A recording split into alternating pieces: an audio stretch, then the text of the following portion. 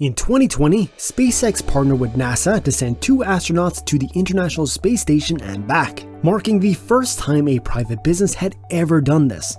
SpaceX Crew 2 sent 4 crew members to the ISS in April of 2021. Elon Musk, the millionaire entrepreneur, is the company's CEO. But what is his major goal for the company? In today's video, we'll talk about SpaceX and the controversies around it. But before we start, make sure to give the video a thumbs up, and if you're new to the channel, make sure to subscribe and hit that bell icon to stay connected. SpaceX has been accumulating victories since the company was created by entrepreneur Elon Musk in 2008, when it became the first privately funded outfit to place a payload in Earth's orbit. SpaceX made headlines in 2010 when it became the first commercial firm to launch a payload into orbit and return it to Earth safely, previously accomplished only by government institutions such as NASA and Russia's space agencies. Another first was its upright landing and retrieval of the first stage of the Falcon 9 rocket on December 21, 2015. Blue Origin, which is owned by Amazon founder Jeff Bezos, launched a rocket into space and landed it upright earlier this year, although it was only a trial flight and didn't reach orbit. Ever since, the business has continued to impress, sending autonomous cargo vehicles to the International Space Station and earning a NASA contract to ferry astronauts as early as 2017. There has been failures, the most recent of which occurred in June, on which a cargo rocket on its way to the station exploded, losing the crew's much-needed supplies and shaking faith in the firm as a whole. Musk bounced back on December 21st, putting a cargo of satellites into orbit and then recovering the first stage of the Falcon 9 rocket, which landed upright, settling down under the force of its engines only 6 miles from the Cape Canaveral launch site.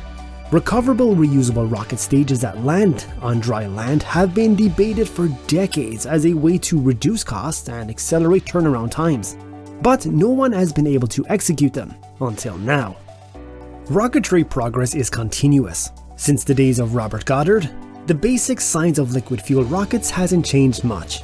Solid fuel rockets have been around for ages. Advances are made at the edges and Musk performs there. His rockets are modular. The Falcon is a single-engine model. The Falcon 9 has 9, and the Falcon Heavy, which has yet to fly, will have 27 engines in 3 clusters of 9. This streamlines production in the same manner that placing multiple automobile bodywork on similar chassis helps car makers keep prices low. Approximately 80% of the components in any SpaceX rocket are manufactured on the company's own manufacturing floor, lowering the cost of outsourcing. This reduces the cost per pound of payload and keeps quality control in-house.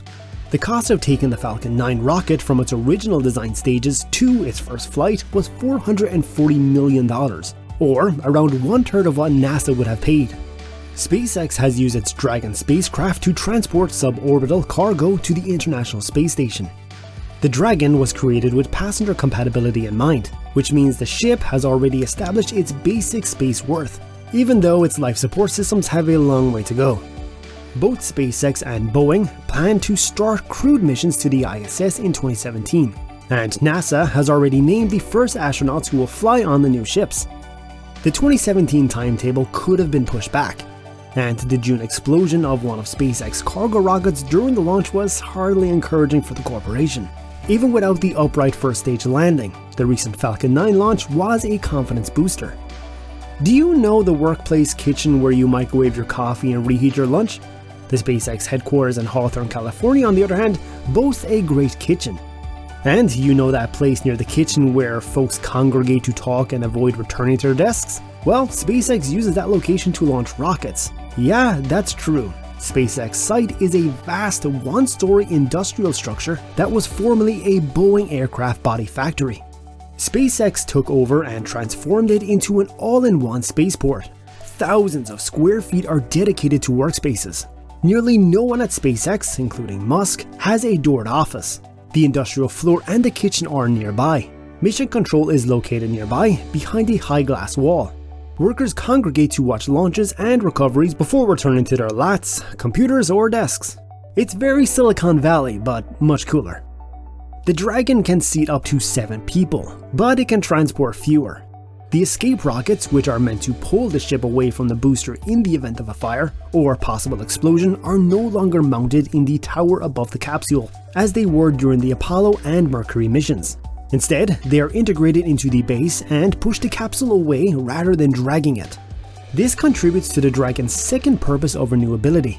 The spacecraft and escape mechanisms is not simply discarded after usage, but can be cleansed, tested, and reconfigured for future missions.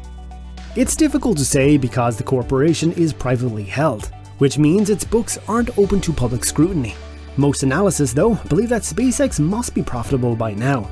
It has $4.2 billion in contracts from NASA alone, and its recent achievement in breaking the defense contract monopoly held by the United Launch Alliance means extra cash.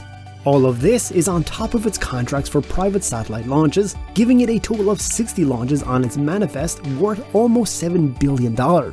That's a lot of money for a company whose key selling point is that it can launch satellites at a third of the cost of the older corporations, releasing up a lot of capital for profits.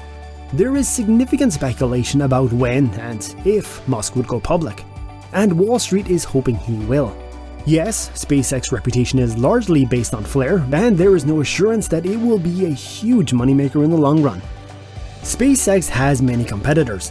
Boeing, which is developing its CST-100 spacecraft to undertake crewed International Space Station missions alongside Musk's Dragon, is a significant competitor.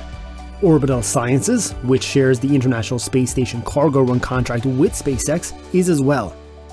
The United Launch Alliance is a joint venture between Lockheed Martin and Boeing, and Musk is competing with them for a share of the defense launch market. Virgin Galactic, founded by Richard Branson, is a minor player that intends to sell primarily suborbital excursions to wealthy visitors. Paul Allen's Vulcan Aerospace is also interested in the space vacation market, although actual flights are still a long way off. Blue Origin, Jeff Bezos' company, sees itself as a major contender, and their recent upright landing of the suborbital spacecraft has placed it in the game for sure.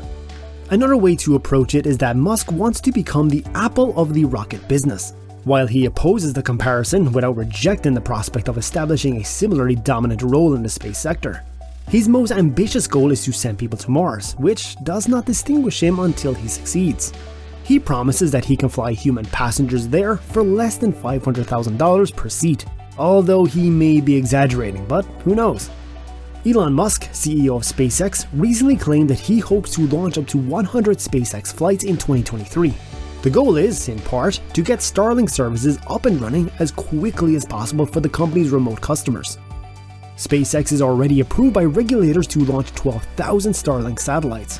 The corporation has also applied to an international regulatory body to launch a further 30,000 satellites into orbit. Is there a hidden agenda behind the launch of SpaceX? Share your views in the comment section below. We hope you enjoyed today's video, and if you did like it, please don't forget to subscribe to the channel and press that bell icon. And we'll see you soon in a new video. Take care.